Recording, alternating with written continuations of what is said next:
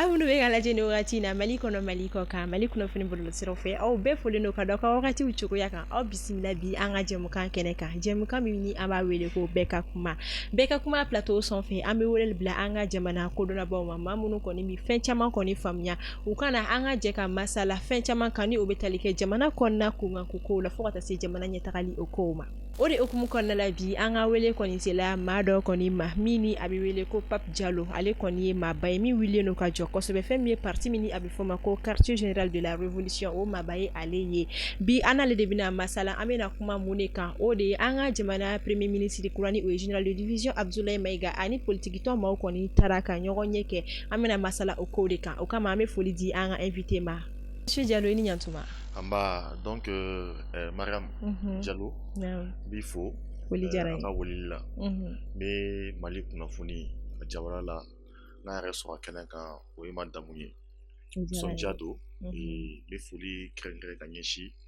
an lamɛnbaga bɛɛ ma minnu bɛ Mali kɔnɔ ani Mali kɔ kan ani Mali kunnafoni ɲɛmɔgɔso a tigi ni o ye kɔrɔ Amadu Diallo ye an ka foli fana bɛ yan donc an bɛ dugawu kɛ k'a fɔ ko halisa a bɛ baara min na Ala ka barika don a baara la mɔgɔ minnu bɛ yen n'u bɛ se ka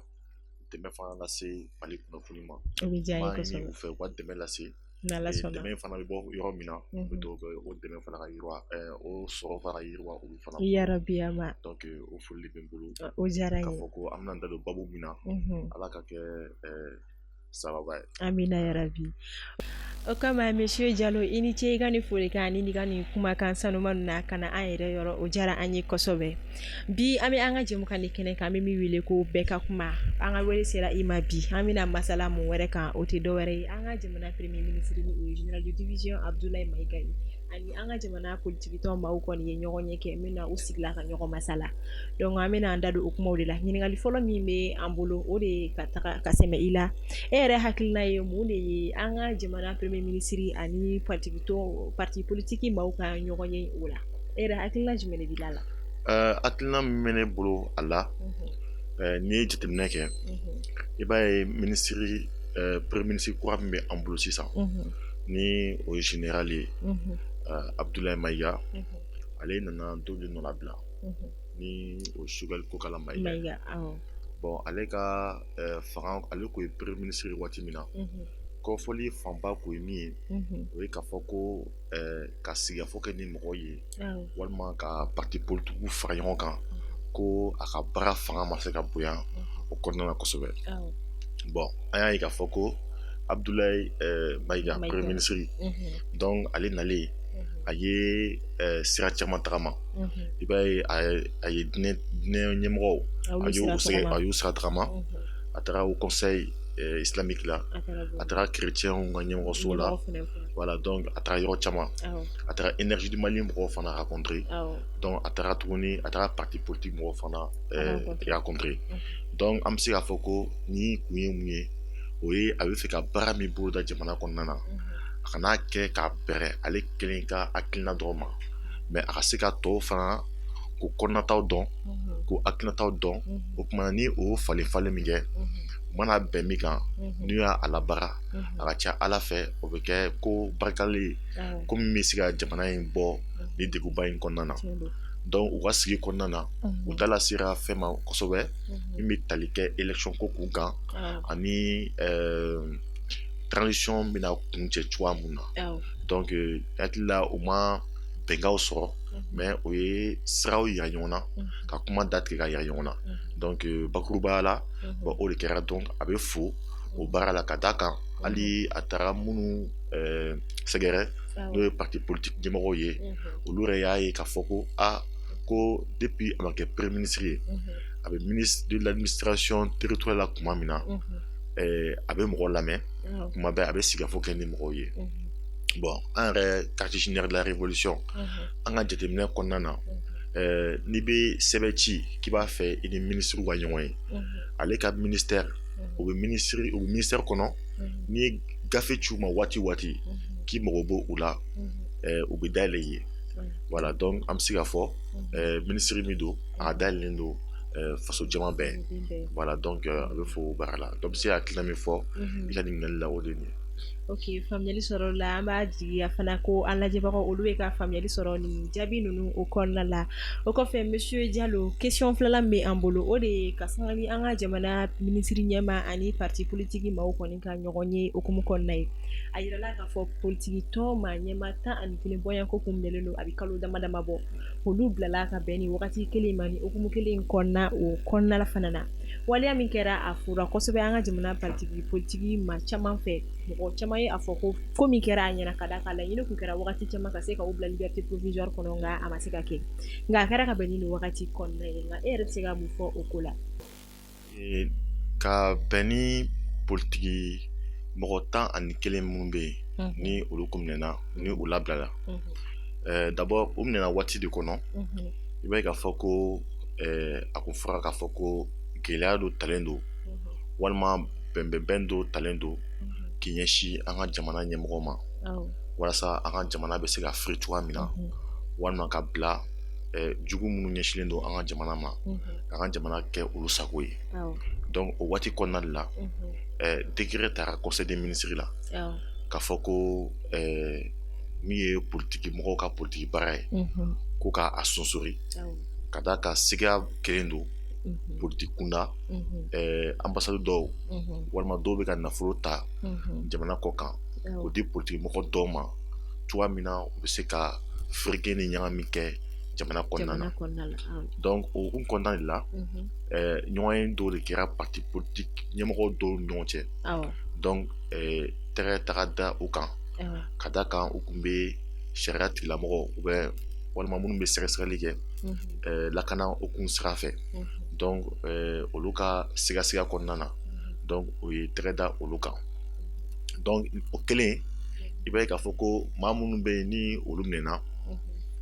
olu bɛ parti ɲɛmɔgɔya la walima u ka kumakanw lamɛnnen don kosɛbɛ jamana kɔnɔ donc o hukumu kɔnɔna na n'i ye o mɔgɔ suguw minɛ bon tagali ɲɛfɛ a bɛ se ka kɛ doni suguya dɔ ye walima gɛlɛya suguya dɔ ye walima basigibaliya dɔ ye sigida kɔnɔna na politiki kɛnɛ fana kan donc an dun bɛ yɔrɔ min na sisan comme siga de dalen bɛ o kan o ma kiiri bon jamana dun fana filɛ nin ye jamana mago bɛ basigi la ka d'a kan an bɛ ka tɛmɛ sira dɔw fɛ sira in a ma nɔgɔn donc a bɛ ɲɛnabɔ de gɛlɛya ɲɛ bɛ sɔrɔ o la de ni kɛnɛ basigilen don donc o basigi kosɔn politiki kunda ni politiki mɔgɔ 11 olu ka labila o bɛ camanba de fara basigi in kan quoi donc n'o kɛra baara caman bɛ yen politiki sira fɛ olu baara bɛ se ka kɛ ka sɔrɔ a ma kɛ ni gɛlɛyaba ye voilà donc an bɛ se ka ɲɛmɔgɔw fo o kɔnɔna na k'a fɔ ko justice ye baara min kɛ justice fana bɛ fo o baara in fana na voilà. Faamuyali sɔrɔ la ka d'a kan hali ka sanga ɲini ma kofɔlen ninnu labilali ye fɛn min ye politiki kunda a waleya in fora kosɛbɛ an ka jamana politiki maaw olu fɛ kosɛbɛ nka an bɛna question min tuguni na an bɛ fɛ k'a dɔn sisan nɔ i n'a fɔ i y'a fɔ i ka kuma kɔnɔna la siga kun kɛra politiki kunda ko n'a sɔrɔ maa dɔw tɛ yen nɔ minnu bɛ fɛ ka jamana kɔnɔna ka ɲagaminɛw kɛ nka e yɛrɛ fɛnɛ ka faamuya la est-ce que fɛn min ye parti politique u jɔda dɔ bɛ transition in ɲɛli la wa? Jamana kɔnɔ n'i y'a ta yɛrɛ adamaden bɛɛ kelen kelenna na jɔda bɛ bɛɛ la jamana baarali la a lakanali na bon an bɛ transition min fana kɔnɔ jɔda bɛ parti politique la ka d'a kan mɔgɔ caman de bɛ yen minnu sɔgɔlen don olu la parce que n'i y'a mɛn ko parti politique i b'a fɔ ko jama i b'a fɔ kulu de don jama bɛ kulu min kɔnɔna na kuntilenna walima taabolo dɔw fana bɛ olu la ka ɲɛsin jamana baarali ma ou bien jamana kunkanko ma donc o yɔrɔ la parti politique mɔgɔw olu sen tɛ se ka bɔ transition baara la maintenant o ye parti politique de bakurubaya la mais k'a fɔ ko transition tɛ se ka kɛ parti politique dɔw kɔ o kuma in fana tɛ tiɲɛ voilà parce que kow bɛ kɛ u bɛ yakubaya u bɛ yɛlɛma yɛlɛma dɔw bɛ na u b'u ta kɛ olu bɛ taa mɔgɔ wɛrɛ fana bɛ na k'olu fana jɔyɔrɔ fa voilà donc i n'a fɔ ko Modibo Keyita ɲɔgɔnnaw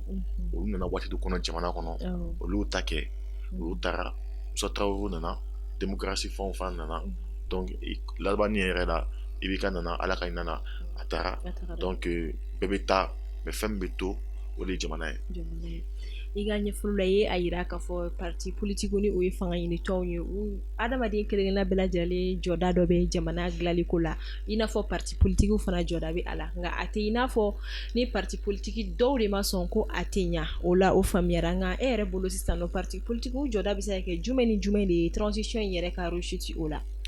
O ye ka dɛmɛ don transition ka falen don ɲɛmɔgɔ minnu na bi ni o ye général des armées général d'armée Assimi Goïta ani a baarakɛɲɔgɔn mɔgɔ tɔw ka dɛmɛ d'u ma surtout sira jumɛn fɛ politique sira fɛ hakilina sira fɛ kuntilenna sira fɛ nka an b'a ye an ka jamana kɔnɔna na an ka o parti politique olu jasilen don kosɛbɛ nin sira in de kan ka d'a kan a bɛ olu dalen don fɛn min na kosɛbɛ walima olu sɔnnen don fɛn min ye kosɛbɛ o ye k'a fɔ olu ka baara bɛrɛ bɛnnen don ka fanga ɲini ani ka fanga labaara bon o don kuma in tɛ tiɲɛ i tɛ se k'a fɔ k'i ye parti politique ye k'i ka baara ka bɛn dɔrɔn ka fanga ɲini ka fanga labaara fanga bɛ ɲini jɔn tɔgɔ la fanga bɛ labaara jɔn tɔgɔ la o ye jamanadenw don donc ni i ta kɛ dɔrɔn k'a fɔ k'i bɛ fanga ɲini ka fanga labaara mais e b'a labaara ni dalilu jumɛn e b'a labaara ni kuntilenna jumɛn e b'a labaara ni hakilina jumɛn e b'a labaara ni seko ni dɔnko jumɛn donc i bɛ an ka jamana kɔnɔna na parti politique 200 300 n'i y'a bɛɛ fara ɲɔgɔn kan i bɛ taa parti min sɔrɔ ko kuntilenna yɛrɛ jɛlen b'a la ne b'a n'a bɛ yen yɛrɛ n'o tɛ n'a kun bɛ yen jamana ye dafirili min kɛ jamana tun tɛ dafiri ten parce que jamana dafirila ka sɔrɔ parti politique mɔgɔw olu fana caman de tun bɛ fanga na donc olu ta kɛ dɔrɔn ka jamana a nafamayɔrɔ k'o minɛ ka kɛ maa damadɔni ta ye donc olu dɔrɔn de ye politicien ye n'i ma kɛ politicien ye o kumana e man kan tɛ k'i da don jamana politique kuma na ou fanga ɲiniko kuma na bon olu ye cɛnkɔrɔ de mais bi nkalonw de don parce que bi i bɛ taa sɔrɔ minnu bɛ an ɲɛma n'o ye Assimi Goïta n'a jɛɲɔgɔnw ye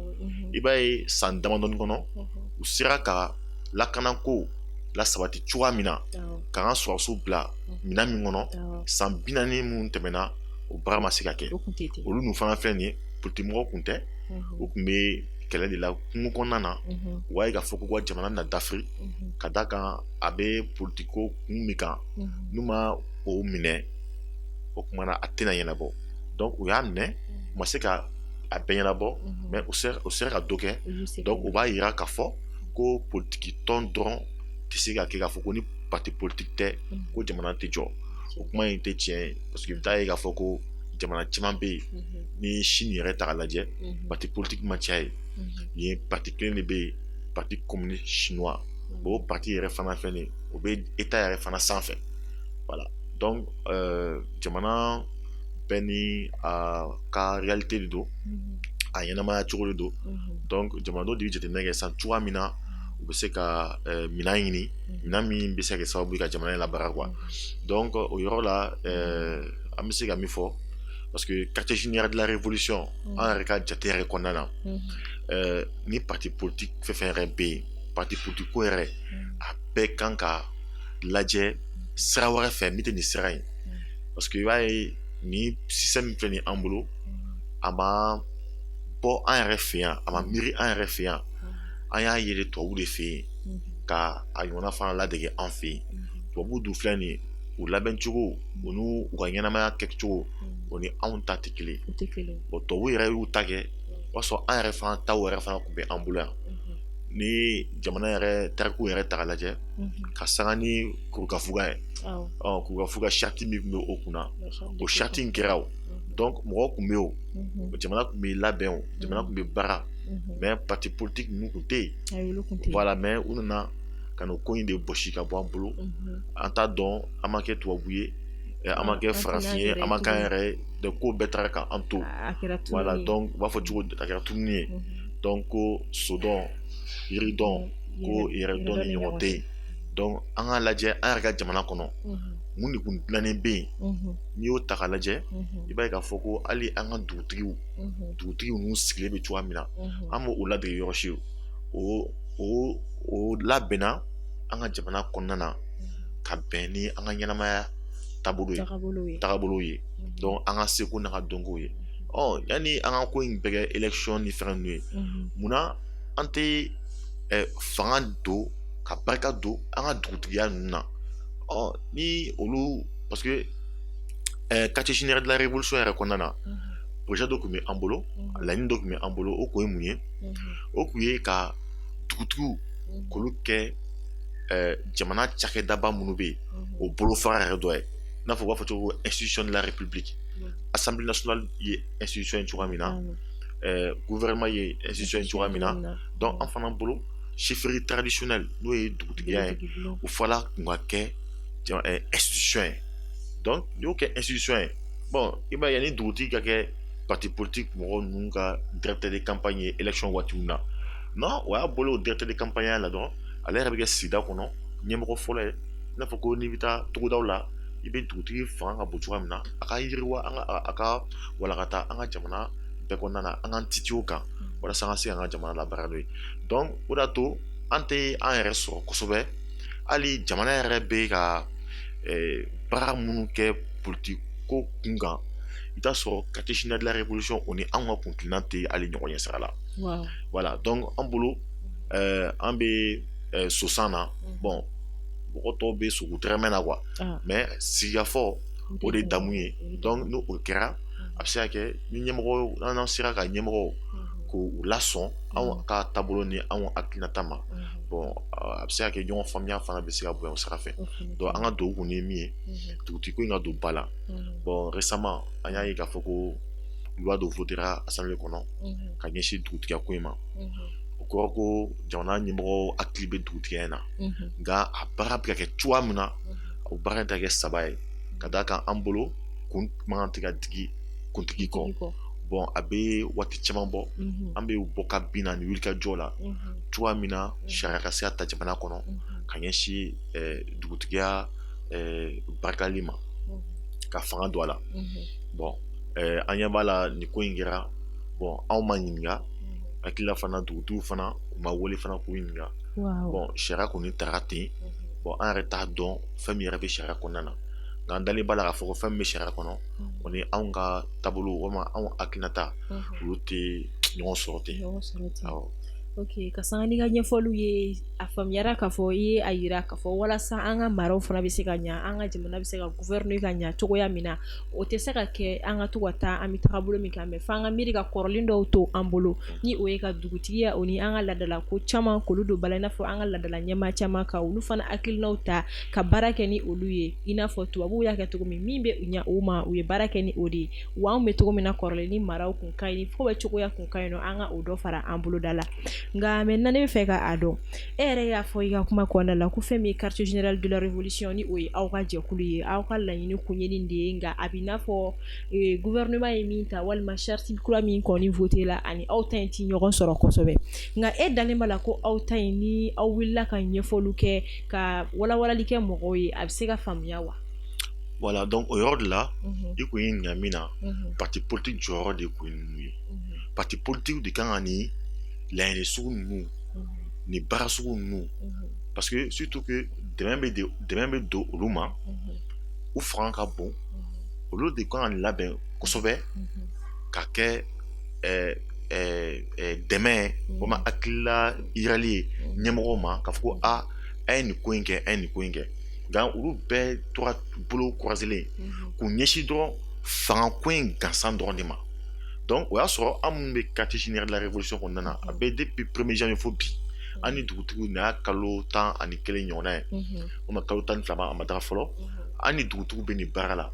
anw ye conférence de presse kɛ ni dugutigiw ye ka taa papier déposer hali kɔsɔn na anw bɛ tourner na Bamakɔ commune wɔɔrɔ kɔnɔ ani Kati ani Mande kɔnɔna na ani dugutigi ye sigikafɔ kɛ an ye proposition bɛɛ kɛ mais an ye baara min kɛ a fanga ma se ka bonya fo ka taa ɲɛmɔgɔ lasɔn a ma bon sisan an bɛ yɔrɔ min na an bɛ continuer ka an cɛsiri ni aw yɛrɛ fana ka dɛmɛ Mali kunnafoni aw ka cakɛdaw a bɛ se ka dɛmɛ don a ma a bɛ se ka dugutigi wele ka u ɲininka ka mɔgɔ i n'a fɔ ko ladala mɔgɔ minnu bɛ yen i n'a fɔ i yɛrɛ y'a fɔ cogoya min na k'olu wele olu fana bɛ min dɔn a ko la minnu fana y'o fɔ donc hakilinaw mana fara ɲɔgɔn kan ni jama cayara a kunna donc a bɛ se ka kɛ sababu ye ɲɛmɔgɔ ka faamuyali fana bɛ bonya kosɛbɛ o ko kun kan quoi parce que mɔgɔ kana fɔ ko karisa de bɛ ɲɛmɔgɔya la ale de b'a bɛɛ dɔn a t'a bɛɛ dɔn dɛ i bɛ taa sɔrɔ dɔnniya minnu bɛ yen n'a mago b'a la a b'o sɔrɔ jamanadenw bɛɛ kɔnɔna la i ye kuma dɔ fɔ effectivement hali ni dugutigiya in ta k'a lajɛ seko ni dɔnko dɔ bɛ yen mɔgɔ ladamu cogo sira caman fɛ dɔnniya de bɛ yen jamana kɔnɔna na hakilinaw bɛ yen olu dogolen don togodaw kɔnɔna na burusi kɔnɔna na village ninnu kɔnɔna na mɔgɔ tɛ se ka olu yɛrɛ lasɔrɔ nka i b'a ye k'a fɔ ni dugutigiya in kɛra jamana fanga bolo fara dɔ ye jagoya de c'est comme si état bɛ fɔ dugumana la o kumana o seko n'o dɔnko n'o dɔnniya n'o taabolo ninnu bɛ yen ni an bɛ se k'an ka jamana yɛrɛ labɛn ni o ye ka denmisɛnninw lamɔ n'o ye donc olu bɛɛ de bɛ yɛlɛn sanfɛ olu bɛ se ka ta ka kɛ a bɛ don ba la a bɛ se ka don hali an ka kalanso kɔnɔna na moral ninnu ni i b'a fɔ éducation civique morale ninnu ni fɛnw bɛ kɛ ECM ninnu ni fɛnw a caman bɛ yen an bɛ se ka fɛngɛ na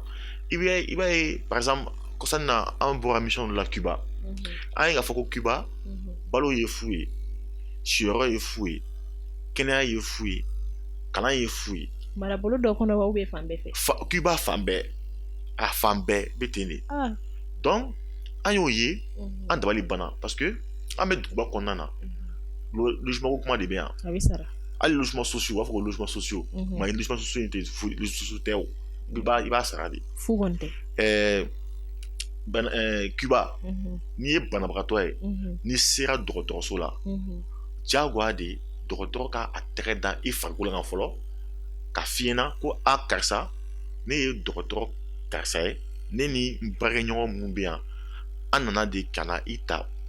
an bɛ n'i ka bana ban ni ala sɔnna a ma i bɛ kɛnɛya o de ye f'i ye fɔlɔ yanni i ka ta k'i lada ka sɔrɔ ka i furakɛli daminɛ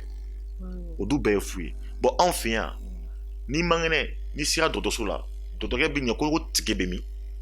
e ye tige ta n'i ma tige ta hali n'a sɔrɔ i satɔ don i bɛ taa kɛnɛma accident bɛ kɛ mɔgɔ bɛ taa Gabriel Touré ninnu kɔnɔna na u bɛ da dugu ma jeli bɛ ka bɔ o la dɔgɔtɔrɔ bɛ ka u panpa olu kunna bon n'i ye nin bɛɛ jateminɛ k'a fɔ ko jamana wɛrɛ kɔnɔ min yɛrɛ ni sɔrɔ ɲɛnama tɛ u bolo ni binganni bɛ olu kan olu sera ka nin kɛ bon an minnu bɛ duguba kɔnɔ an t'olu dɔn mais ne ye sigi ka miiri ni jateminɛ min kɛ n ko n'i taara burusi kɔnɔna togoda ninnu na effectivement i bɛ taa sɔrɔ mɔgɔ tɛ loyer sara o parce que u bɛ ɲɔgɔn dɛmɛ u bɛ ɲɔgɔn ka so jɔ i b'a ye kɛnɛya mɔgɔ tɛ kɛnɛya sara furakɛlikɛla min bɛ traditionnel a bɛ dugu bɛɛ furakɛ wari sarako kuma tɛ yen i b'a ye hali balo wari tɛ don balo la o balo tɛ san o u bɛ min sɛnɛ u bɛ ɲɔgɔn dɛmɛ n'o de ye u b'o dun donc o bɛ an ka togoda kɔnɔna na mais a ma kɛ système global ye mais duguba kɔnɔ i t'olu sɔrɔ nka duguba kɔnɔ yan burusi kɔnɔ yen nɔ forow bɛ yen nɔ terrainw tɛ san mais yan nɔ terrainw bɛ san de balo bɛ san de voilà donc o kɔrɔ ko système ça veut dire an ye min ye Cuba ni o ye fu ye o bɛ an fɛ yan o mais a bɛ togodaw kɔnɔna de la parce que est-ce que o bɛ se ka na duguba kɔnɔ oui ça veut dire que a tun bɛ fan bɛɛ de mais système dɔ de taara k'i ɲɛsin an ka jamana ma ka kɛ duguba kɔnɔna ninnu système min bɛ an fɛ yan o ni min bɛ Cuba o tɛ kelen mais ani min bɛ États-Unis o de kelen parce que États-Unis wa système bɛ yen fɛn bɛɛ ye wari de donc kɛnɛya bɛ sara yen balo bɛ san so bɛ san donc kuma laɲini ye min ye o ye mun ye an ko ni an ye dugutigiya ninnu don ba la dɔnniya ninnu ni seko ni dɔnko bɛ burusi kɔnɔna na olu bɛ yakuba u bɛ yɛlɛn sanfɛ donc nin sira fana fɛ an ma miiri n'a fɔ i y'a fɔ cogoya min na foro bɛ olu fɛ yen bon u yɛrɛ fɔra cogo min na en tout cas fu don donc u bɛ tɛmɛ walima an bɛ se ka tɛmɛ sira ni sira jumɛn de fɛ ni an bɛ se k'o fana ɲɔgɔnna kɛ dugubaw fana kɔnɔna Mali fan bɛɛ. Nga est-ce que o ɲɔgɔn bɛ se ka kɛ duguba kɔnɔ ka d'a kan yen nɔ olu ka faamuyali yan nɔ an caman fɛn fɛn bɛ duguba kɔnɔ i b'a sɔrɔ an caman ka faamuyaliw fana ni yen nɔ mɔgɔw ka faamuyali tɛ kelen ka d'a kan misaliya la i bɛ taa sɔrɔ olu bɛ sɔn ka fura dɔw ta ka fura dɔw kɛ u yɛrɛ la nka duguba kɔnɔ yan dɔw b'a essayer ka u yɛrɛ minɛ o fura ninnu dɔw la. Parce que a yirala k'a fɔ ko fɛn min bɛ an bolo ko o man ɲi ko fɛn min bɛ bɔ kɔfɛ k'o de ka ɲi. Donc sisan taabolo de bɛ kɛ sisan i n'a fɔ ko ni ye furaw ta jateminɛ pharmacie ta lajɛ sisan fura minnu bɛ an ka pharmacie kɔnɔ olu tɛ dilan an ka jamana kɔnɔ olu bɛ dilan jamana wɛrɛ de kɔnɔ donc olu bɛ san an b'olu de san olu bɛ feere anw ma mais i bɛ taa sɔrɔ an ka pharmacopée ninnu ye pharmacopée ta k'o lajɛ olu caman bɛ dilan an de fɛ yan wa olu fana da ka nɔgɔ ni minnu bɛ bɔ kɔfɛ. A furaw bɛ sɔrɔ yɔrɔ sugu faraw ni fɛn caman o bɛɛ bɛ sɔrɔ an bolo kɔrɔ. Voilà ensuite i b'a ye k'a fɔ ko UNPP min tun bɛ an bolo Modibo Keyita ninnu tile la pratiquement fura yɛrɛ tun tɛ san pratiquement kɛnɛya ni fɛn ninnu tun f'u ye mais u nana ko UNPP ninnu an ka fura dilanyɔrɔ i n'a fɔ fɔlɔ Nivaquine ninnu ni aspirine suguya dɔw tun bɛ yen Dextone Nivaquine voilà a bɛɛ tun da ka nɔgɔ kosɛbɛ parce que an yɛrɛ de tun bɛ olu dilan an yɛrɛ tun b'olu dilan mais u y'o UNPP ninnu datugu ka taga pharmacie fura wɛrɛ min bɛ dilan kɛnɛma ka na ni olu ye donc ni an ka UNPP in kun dayɛlɛlen kun tora yen a bɛ fura bɛ dilan ni bin ninnu ye tan o bin ninnu yɛrɛ ka ɲini an fɛ yan mais ni an kun y'olu caman sɛnɛ ka caya kosɛbɛ mais an bɛ se ka kɛ fura kelen bɛ kɛ fu fura bɛ sɔrɔ fu misali la fura dɔ bɛ feere pharmacie la den fitinin dɔ ko balenbo fura feerelaw fɛ i b'a sɔrɔ balenbo fana bɛ yen nɔ voilà effectivement nka ne ka faamuyali la fana hali n'a sɔrɔ la aw ka laɲini ninnu ni an ka ɲɛmaaw y'u ta ba la nka fɔ population fana ka faamuyali tɔgɔ ka yɛlɛma parce que a bɛ n'a fɔ hakiliw formanté la n'a fɔra ko ka o fɛn kura nin ta o ka kɛ kura tɛ nka a bɛna kɛ kura de ye mɔgɔw bolo parce que an banaw la k'u kɛ bolo kɔfɛ fɛn est-ce que ni aw ka wulikajɔ kɛra ka kuma ni jamana kɔnɔdenw yɛrɛ fana ye walasa ka se ka u ɲɛw dayɛlɛ fɛn caman na wa. Voilà donc o de y'a to aw ka wulikajɔ fana fanba o ɲɛsinnen don jamanadenw de ma o de y'a to an b'an structurer an ka représentants an b'olu sigi an b'olu kɛ quartier ni commune ni fɛnw kɔnɔ mais baara min don a fanga ka bon kosɛbɛ a bɛ n'a fɔ waati min na ni an kun dalen b'a la k'a fɔ ko Faransi de kun ye faso jugu ye ko gɛlɛya de kun y'ale ye mais ni ko y'a kuma fɔ mɔgɔ caman kun tɛ da la mais an y'an cɛsiri a la ka baara kɛ k'a fɔ fo journalistes caman farala an kan donc an y'a baara min kɛ mɔgɔ caman y'a faamuya wulikajɔ bolo dara waati min na jama wulila k'a baara kɛ ɲɛmɔgɔw laban tila ka tugu jamanadenw kɔ surtout que maintenant kuma min fɔra ɲɛmɔgɔw fɛ ko principe saba minnu bɛ yen ni jamana bɛ baara ni o ye o kɔnɔna na laɲini kelen ye mun ye ko ni jamanadenw ye fɛn min laɲini ɲɛmɔgɔ bɛ baara kɛ ni o de ye baara bɛ kɛ ni o de ye donc i min fɔ effectivement an bɛ baara in fanga an b'a bonya kosɛbɛ jamanaden kunda bon parti politique mɔgɔw fana kɛ olu ka baara de kan ka fanga kan ka bonya nin yɔrɔ de la jamanadenw hakili la yakubayali la ka tɛmɛ fanga ɲinini kan quoi donc kuma laɲini min ye i min fɔ effectivement baara fanga kan ka bonya pour que jamanadenw hakili ka se ka dayɛlɛ ka ɲɛsin a fama donc ni mɔgɔ caman y'a faamuya i t'a sɔrɔ yɔrɔ y'a ye kɔsani na maliyɛn dɔ ye drone dɔ dilan parce que jamana bɛ yɔrɔ min na jamana mako bɛ drone na an bɛ taa san mais jamanaden dɔ y'a ye fɔ seko ni dɔnko min bɛ ale la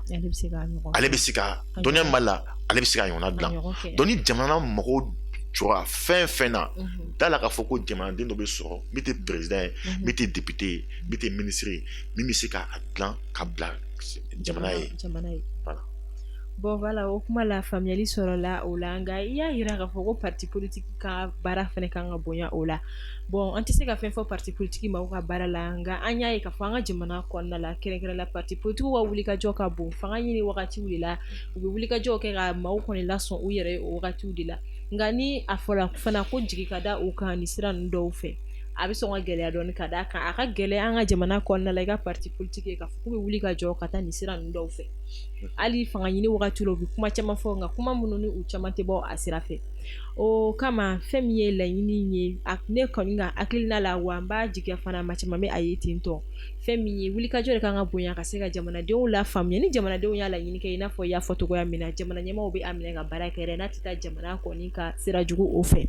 o kama ɲininkali min bɛna tugu o kuma in na i ko a ye kulu de ye a bɛ fɔ min ma ko quartier général de la révolution i ka kuma la i ye a yira k'a fɔ aw ka wulikajɔ de ye ka se ka nin n'a ɲɔgɔnna caman baaraw kɔni boloda jamana kɔnɔna la i bɛ se k'i da don aw ka révolution yɛrɛ la ka se ka ɲɛfɔli dɔɔni kɛ an ye a kan wa i b'a a tɔgɔ mɛn cogoya min na ko quartier général de la révolution donc o kɔrɔ ye mun ye quartier bɛna fɔ ko kin révolution ye wuyankili wulikajɔ général o ye bakuruba ye donc hakilina ani waleya ani taabolo fɛn fɛn bɛ yen ni a ɲɛsinnen don révolution hakilina ma donc olu bɛɛ ka dalajɛ kɛnɛba kelen kan an ka ɲɛfɔli kɛ ɲɔgɔn cɛ ka kɛ système ye walima ka kɛ minɛn ye minɛn min ni a bɛ se ka faso jɔ n'a hakilina ye parce que an dalen bɛ mun na jamana tɛ se ka jɔ ni kuntilenna tɛ kuntilenna dɔ bɛ yen a bɛ jamana jɔ kuntilenna dɔ bɛ yen a bɛ jamana ci donc an ko ni an ka jamana ta gɛlɛya minnu ɲɛsira jamana in ma ani jamanadenw ma walasa an ka bɔ ni gɛlɛya kɔnɔ an ka tila ka jamana jɔ jamana min bɛ kɛ sababu ye ka hɛrɛ lase jamanaden bɛɛ kelenna ma ani lafiya ani basigi ni hakilisigi ka lase jamanaden bɛɛ ma an bolo kan ka taabolo min ye k'i sinsin fɛn min kan o de ye révolution ye révolution jumɛn Modibo Keyita ka révolution ɲɔgɔn na révolution jumɛn Fidel Castro ni Che Guevara ka révolution ɲɔgɔn na Ahmed Sékou Touré ka révolution ɲɔgɔn na Kwame Nkrumah taw ɲɔgɔn na Aminata Dramane ɲɔgɔnnaw Modibo Keyita n y'a fɔ olu ɲɔgɔnnaw donc olu ka hakilina ninnu an b'an yɛrɛ ye olu ka taabolo de kɔnɔ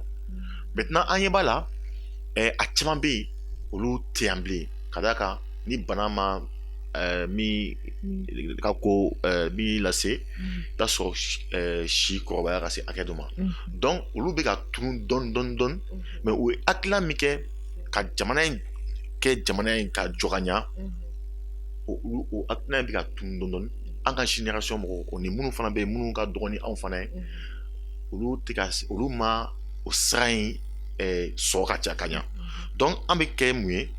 an bɛ kɛ danfara de ye walima canal sira de ye parce que an n'olu mɔgɔkɔrɔbaw ninnu an y'olu caman ye i n'a fɔ Amadu Jikɔrɔni ninnu ye anw former mais ala ka hinɛ na olu tɛ yan tuguni donc olu dɔnniya min bɛ olu la an bɛ se k'o ta cogo di parce que i t'a sɔrɔ a dɔnniya dalifalen tɛ anw na mais a galabu bɛ anw na mais olu fɛ yen dɔnniya b'olu la mais galabu fana t'olu la donc an bɛ se cogo di ka an galabu k'o fara olu ka dɔnniya kan ka kɛ dɔnniya fɛn ɲumanba kelen an ka se k'o fana transférer an dɔgɔninw fana ma an denw fana ma ka cari jamana kɔnɔna na donc c'est pour cela que un quartier général de la révolution est sigi an y'a sigi kun min na tuguni i b'a ye kɛlɛ fɔlɔ min tun bɛ yen o tun ye ko binkani de tun kɛra jamana kan donc an bɛ bɔ binkanikɛlaw bolo cogo di donc o tun ye phase de libération ye an ka yɛrɛ bɔ jugu bolo donc an y'a yɛrɛ bɔ jugu bolo an y'olu gɛn kuwata bon jamana in tora jɔn de bolo sa a tora an de bolo donc an de kan ka jamana in jɔ sisan donc jamana bɛ jɔ ni mun ye ni hakilina ni kuntilennaw ye donc an dalen bɛ kuntilenna ni hakilina min ye o de ye révolution ye donc o révolution hakilina ni o kuntilenna ye donc an bɛ se k'o cari cogo di jamanadenw bɛɛ ɲɔgɔn cɛ walasa a ka se ka ɲɛnamaya jamana ɲɛmɔgɔw kɛrɛfɛ donc o de y'a to an ye nin révolution kɔnɔna na an ye projet de société dɔ dilan o bɛ boli taabolo 7 ɲɔgɔnna kan par exemple mɔgɔ bɛ AES ko kuma na bi an ko effectivement AES kan ka kɛ fédération de a man kan tɛ ka dan confédération ma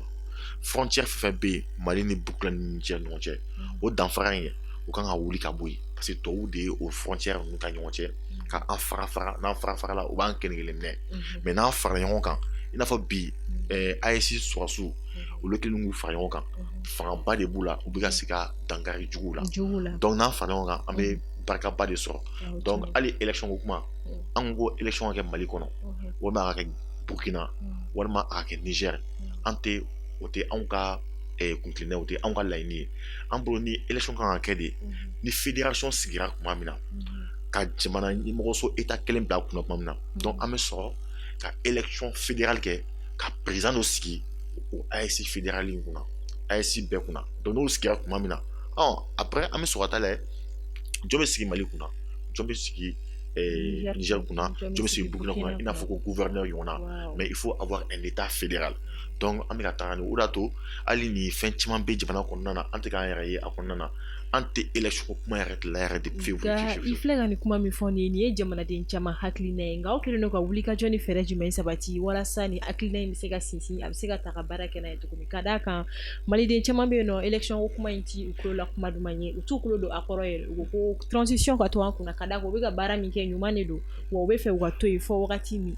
nka i ye hakilina min fɔ n'i ye nin fɔ nin bɛ faamu maliyɛn caman fana fɛ aw kɛlen don ka wulikajɔ jumɛnw sabati ni laɲini walasa a bɛ se ka sinsin parce que an bɛ ka baara kɛ ni an fanga de fanga min b'an na an bɛ k'o baara de kɛ i b'a ye transition ko in 25 mars o kun ye transition dan ye an y'a ye k'a fɔ ko hali Choguel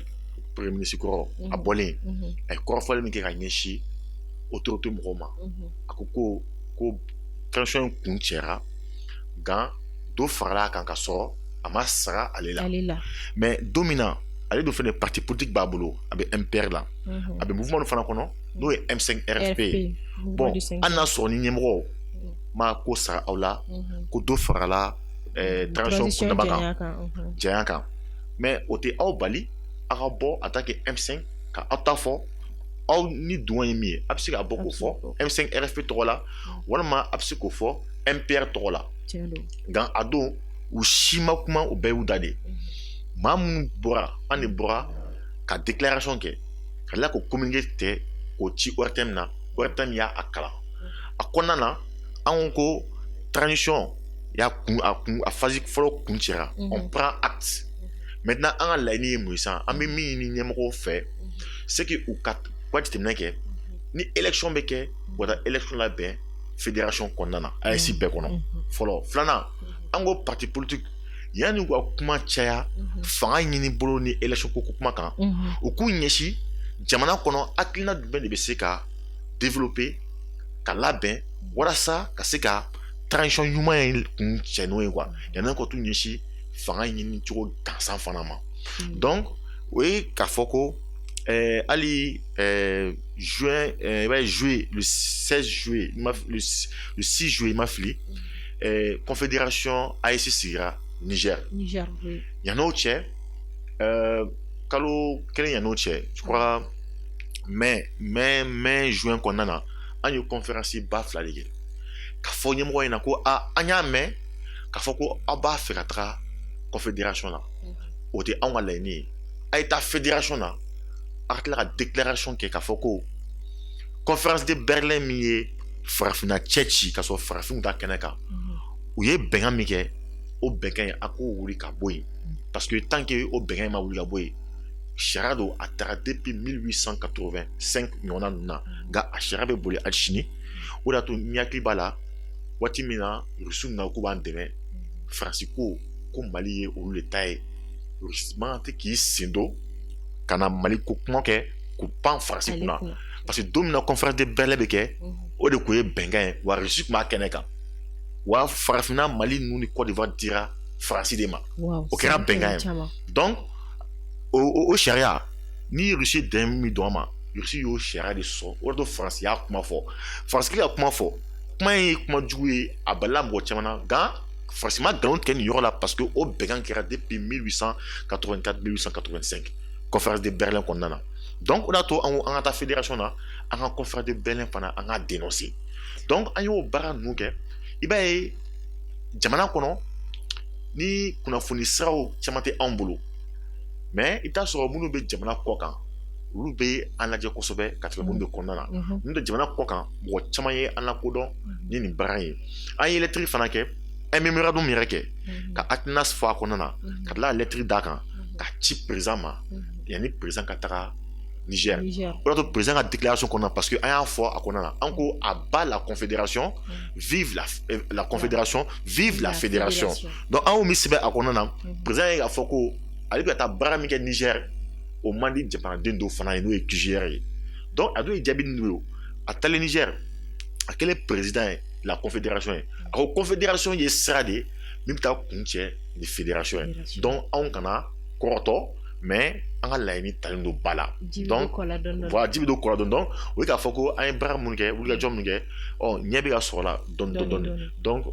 fédération ko ye an ka projet n ye wolonwula f'i ye o dɔ ye dugutigi fana ye dɔ ye dɔ bɛ boli kalan sira fɛ hali an ye k'a fɔ ko bingani bɛ kɛ anw kan a bɛ kɛ de parce que nafolo b'an ka dugu jukɔrɔ la nafolo dɛ mɔgɔw bɛ ka na ri kɛ o de kan donc an ko jamana yɛrɛ sɔrɔ yɛrɛ lakana cogo quand on parle de la sécurisation de la richesse nationale an ye projet dɔ fana kɛ o kan hali denmisɛnninw ka galabu faga ani i b'a ye baara caman bɛ kɛ mɔgɔw bɛ nafolo de ɲini a sara ni nafolo tɛ mali yɛrɛ baara bɛɛ i bɛ taa sɔrɔ ni sara tɛ baara tɛ kɛ alors que baara kan ka kɛ ka sɔrɔ sara tɛ donc an b'a fɔ o ma ko investissement humain donc an y'o fana baara kɛ an y'o lettre fana ci ministère na mais an b'a ye an b'an ka fɛnw ci ministère la u b'olu ta ko o baara ka sɔrɔ u ma an fana wele k'an sen don a la bon hakilina dɔ bɔra an na dɔw b'a baara fana o tɛ se ka baara fana k'a ɲa u b'a baara k'a tɔba to quoi voilà donc ni hakilina voilà comme émission tɛ a fɛnw ka ca don n'a ni an fɛrɛla n'an ye wele a bɛ se ka wɛrɛwɛrɛli da nin bɛɛ kan. n'Ala sɔnna ma faamuyali caman sɔrɔla o la monsieur Diallo an bɛ an hakili lamɛnbagaw hakili lajigin k'a fɔ an ni QJR mɔgɔw de don ni o ye quartier général de la révolution ye a bɔra ka i da don u ka laɲini n'u ka baarabaw la min na a ye a yira k'a fɔ u ye baara caman kɛ fami an ka jamana yɛrɛ ɲɛmaaw ye minnu kɔni lakodɔn k'a fɔ baara ɲumanw don wa u hakilina lamɛnnen don wa baara bɛ ka kɛ ni a ye nka kow bɛ taa dɔɔni de o la faamuyali caman kɔni sɔrɔla o la an bɛ taa monsieur Diallo kuma laban jumɛn b'i bolo jɛmukan kɔnɔna la ka d'a kan an bɛ ka taa émission kuncɛma yɔrɔ la. kuma laban min bɛ ne bolo c'est que an bɛɛ ka fɛn kelen faamuya foyi tɛ an bolo ka tɛmɛ an ka jamana in kan donc an k'an bolo di ɲɔgɔn ma an ka ɲɔgɔn lamɛn an ka a sira tagama jamana bɛ ka tɛmɛ sira dɔw fɛ sisan a miirisiw ka ca kojugu a kundimi ka ca a kuma ka ca c'est à dire a fereke n'a ɲagami ka ca donc o waati la jamana yɛrɛ mago bɛ a den ɲɛnama bɛɛ la jamana filɛ nin ye an bɔra fɛn dɔ kɔnɔ an ka jamana min y'a kuma suli jamana yɛrɛ kun na tunu kɛcogo foyi kun t'a la mɔgɔ caman de bɛ minnu ni tɔgɔ ko la nka sisan an ye hɛrɛ kun ye donc o yɔrɔ de bɛ cɛsiri yɛrɛ kofɔ quoi an kana ɲinɛ kunun ka dɛsɛ a ku la voilà donc o ye ka dugawu kɛ k'a fɔ ko an bɛ kɛnɛ min kan n'o ye mali kunnafoni ye halisa an bɛ dugawu kɛ ala ka barika don a ka baara la ala ka a yiriwa kosɛbɛ ala ka si ni kɛnɛya sabati minnu bɛ yen nɔ ala ka nɔgɔya k'olu ye minnu ni tɔgɔya ko min na an bɛ dugawu kɛ ala ka hinɛ u la u y'an kɔ kiti min na ala k'o nɔgɔya olu fana ye a yɛrɛ ɲaga ta don kɔnɔ merci. I ni ce monsieur Diallo ala ka nin dugawu ninnu bɛɛ lajɛlen minɛ an b'a fɔ ala k'an ka jamana basigi hali bi ala k'an ka jamana ɲɛtaga siraw ala k'olu sabati maa o maa de ŋaniya kɔni ye jamana ɲɛta ye minnu wulila ka u den di i n'a fɔ QJR n'a ɲɔgɔnnaw ala ka u dɛmɛ u ka baara olu kɔnɔna la aw minnu tun bɛ k'an lajɛ nin wagati in na mali kɔnɔ mali kɔ kan an b'a fɔ aw ni ce a ka lamɛnliko ɲuman na ni ne bɛ dasigi kɛ an ka bi jɛmukan na aw kan bɛ a ɲɔgɔnna wɛrɛ ni ala ma basi kɛ ni aw la ala k'an si jɔ kuma kɔnɔ.